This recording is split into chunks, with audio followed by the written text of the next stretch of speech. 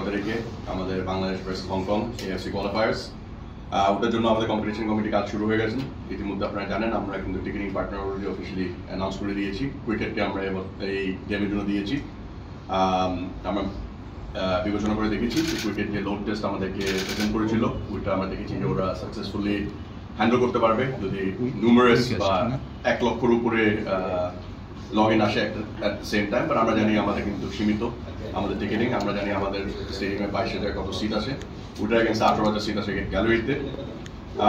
তো আমরা আশা করছি যে 28 তারিখে আমরা লঞ্চ করবো টিকিটটা। 28 তারিখ টাইমটা এখন আমরা জানি না, বাট ওটা আমাদের মার্কেটিং ডিপার্টমেন্ট থেকে বা আমাদের যে সোশ্যাল মিডিয়া ডিপার্টমেন্ট আছে ওনারা ফেসবুকে দিয়ে দিবে, কাউন্টডাউন একটা দিবে এক্সাক্ট টাইমটা দিয়ে। বাট 28 তারিখ হলো আমাদের অফিসিয়াল ডেট যে আমরা চাচ্ছি 28 তারিখে আমরা টিকিটটা লঞ্চ করবো অনলাইন। আমরা আশা করি একদিনের ভিতরে টিকিট সেল হয়ে যাবে, যেটা আমরা দেখেছি যে যখনই আমরা অনলাইন এসেছি এত দর্শকের ডিমান্ড, এত চাহিদা ছিল যে উইদিন দ্য ফার্স্ট 10 থেকে 20 মিনিটে টিকিট সোল্ড আউট হয়ে যেত যদি আমাদের লাস্ট টাইম সিস্টেমে ঝামেলা না হতো। আমরা আশা করি যে আমাদের যে টিকেটিং পার্টনার আছে ওনাদেরকে আমরা অলরেডি একটা পেনাল্টি ক্লজও দিয়ে দিয়েছি ইতিমধ্যে। যদি ওনারা ফেল করে কোনো কারণে, ওনাদের যদি কোনো সাইবার অ্যাটাক হয়, ওনাদের জন্য এই সিস্টেম কোনো কারণে ক্র্যাশ করে, এটা কিন্তু 10 লাখ টাকা জরিমানা আমাদের বাফুফকে দিবে। এটা কিন্তু আমাদের ক্লজে লেখা আছে। তো এটা হলো আমাদের 1 নম্বর কাজ ছিল।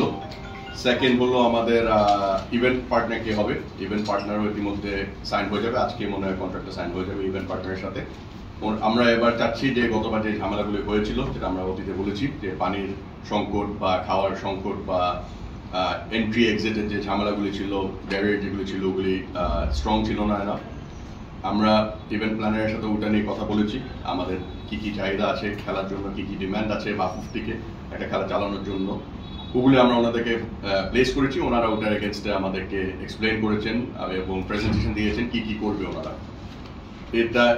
এটার ভিতরে কিন্তু আমরা কথা চলমান আছে। আমরা ওনাদের আইডিয়া নিয়েছি, ওনাদের আইডিয়ার এগেনস্টে আমরা আমাদের ফিডব্যাক দিয়েছি। এটা আগামী 1 সপ্তাহ থেকে 2 সপ্তাহ এটা চলবে এভাবে। ওটার বাইরে এবার সিকিউরিটি আরো স্ট্রং হবে। আমরা জানি আমাদের 2টা খেলা ব্যাক টু ব্যাকই ধরতে গেলে অক্টোবর 9 তারিখে এবং নভেম্বর 18 তারিখে যে ইন্ডিয়া খেলাটা একটু গুরুত্বপূর্ণ বেশি, যেখানে সিকিউরিটি রিজনের জন্য আমাদের একটু নজর বেশি দিতে হবে। ওটার জন্য কালকে আমাদের জিওসি হিসাবে সাথে মিটিং আছে বাফুফ পক্ষ থেকে, যে আমরা সেনা মোতায়েন যাচ্ছি দোনো খেলার জন্য।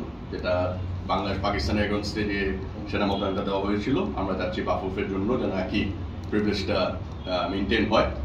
এটার জন্য স্টেডিয়ামের সারাউন্ডিংস প্যারামিটার যেন সেনা মোতায়েন থাকে, ওটা আমরা যাবো জিওসি সাহেবের কাছে। ওনারা আমাদেরকে জানাবে তারপরে ওনারা কি করতে পারবে আমাদের জন্য।